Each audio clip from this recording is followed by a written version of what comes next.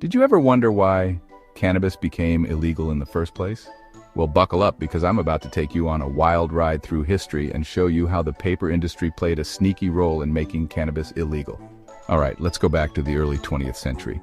Back then, cannabis, or hemp as it was commonly known, was used for all sorts of things like textiles, medicine, and even paper. Hemp was actually a big player in the paper industry because it was super easy to grow and had a high yield of fiber. But here's where things get shady. The paper industry was dominated by a few powerful people, and one of the biggest names was William Randolph Hearst. Hearst owned vast timberlands and paper mills, and he was heavily invested in making paper from wood pulp. He stood to lose a lot of money if hemp became the primary source for paper production. Now, Hearst also owned a bunch of newspapers. He used his media empire to launch a full-on smear campaign against cannabis. He started publishing sensationalist stories about the dangers of marijuana, playing up racial fears and spreading misinformation. This was all part of his plan to protect his paper interests. At the same time, DuPont, a major chemical company, had just patented a new process for making paper from wood pulp using chemicals. They also had a vested interest in keeping hemp out of the picture. So DuPont teamed up with Hearst to push the anti-cannabis agenda. Together, they lobbied the government and sensationalized the dangers of cannabis in the media.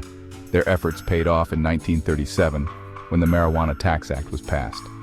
This effectively made cannabis illegal by imposing heavy taxes and regulations on its production and sale. But it wasn't just about money. There was also a racial component to this campaign. Hearst newspapers often linked cannabis use to Mexican immigrants and African Americans, playing on racist stereotypes to create fear and hysteria.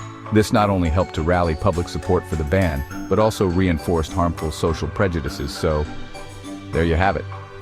The paper industry, led by folks like Hearst and DuPont, played a major role in making cannabis illegal.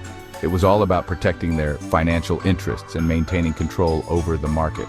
And they didn't hesitate to use fear-mongering and racism to achieve their goals. It's a stark reminder of how powerful industries can influence laws and public perception to serve their own interests.